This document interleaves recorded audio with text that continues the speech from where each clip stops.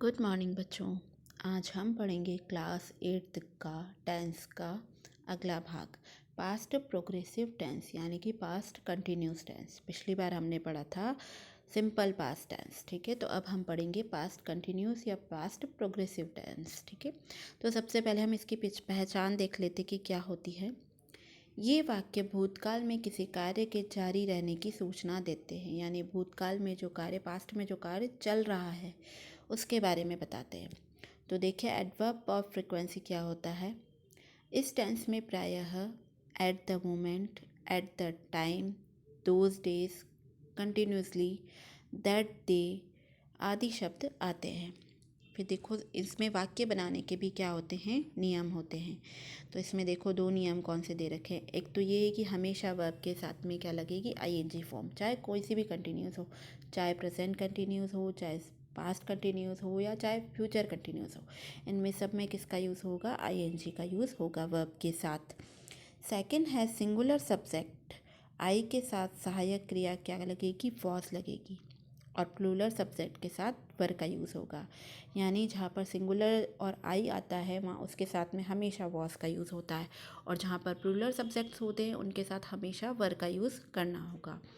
तो देखिए इसमें क्या है, सबसे पहले बनाने का तरीका क्या क्या है। तो सबसे पहले स्ट्रक्चर देख लीजिए, अफर्मेटिव का स्ट्रक्चर। तो देखिए subject plus was were plus verb के साथ आईएनजी प्लस वर्ब की फर्स्ट फॉर्म का यूज़ होगा और इसमें आईएनजी लगेगा, plus object plus complement plus adverb.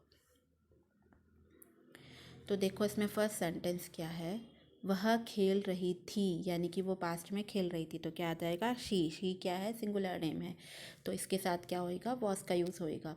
तो देखो शी वॉज प्लेइंग, यानी कि वह खेल रही थी। हम वहाँ जा रहे थे, अब हम क्या है, प्लूरल है, तो प्लूरल में सब्जेक्ट के साथ किसका यूज़ हुआ, वर का। वर्ब और going there, we were going there, यानी कि हम वहाँ जा रहे थे। फिर देखो नेगेटिव सेंटेंस बनाने में क्या होगा, हेल्पिंग वर्ब के साथ हमें नॉट का यूज़ करना होगा, हाँ। और बाकी स्ट्रक्चर वैसे का वैसे ही रहेगा।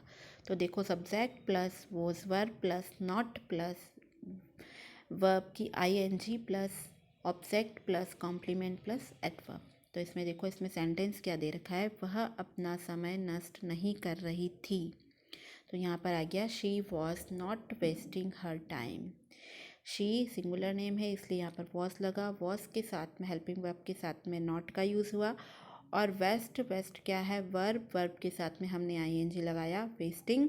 और हर टाइम जो है वो क्या हो गया, ऑब्जेक्ट, ठीक है।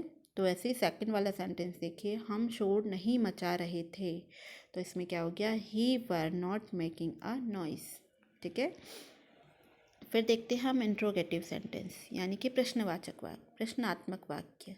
तो देखिए इसमें इसका स्ट्रक्चर में क्या होता है, मैंने आपको पहले भी बताया था, इंट्रोगेटिव सेंटेंस बनाते समय हमें कहाँ से स्टार्ट करना होता है, हेल्पिंग वर्ब से स्टार्ट करना होता है ना।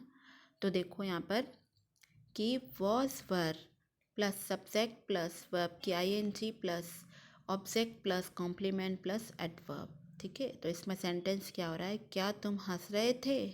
तो यहाँ पर आ जाएगा वर यू लाफिंग, क्या तुम हंस रहे थे।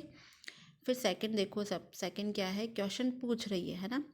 तो देखो कि WH से स्टार्ट होगा ये, है ना, WH plus was were plus subject plus verb के साथ ING plus object plus complement plus adverb. तो इसमें क्या सेंटेंस आया, वह कहाँ जा रही थी, प्रश्न पूछ रहे हैं कि वह कहाँ जा रही थी।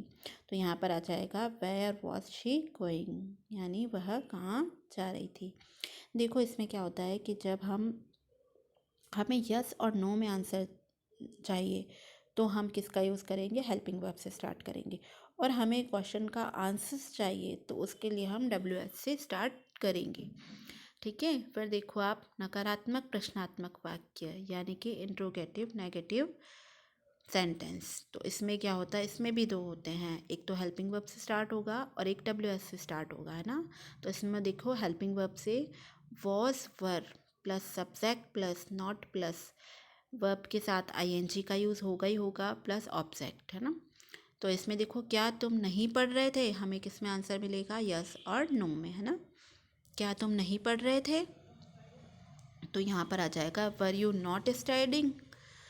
फिर सेकंड देखो, वह क्यों नहीं पढ़ रही थी। अब इसका आंसर हमें पर्टिकुलर चाहिए कि भाई क्यों नहीं पढ़ रही थी, उसका रीज़न चाहिए। तो हमें यहाँ से कहाँ से स्टार्ट करना होगा, डब्ल्यू एच से।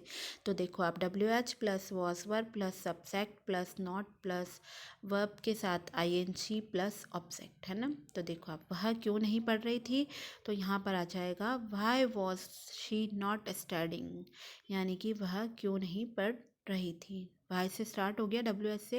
यानी कि जब हमें अगर यस और नो में आंसर चाहिए तो हम हेल्पिंग वर्ब से स्टार्ट करेंगे, और हमें अगर रीजंस में आंसर चाहिए तो हम किससे स्टार्ट करेंगे, डब्ल्यू एच वर्ड से। समझ आया?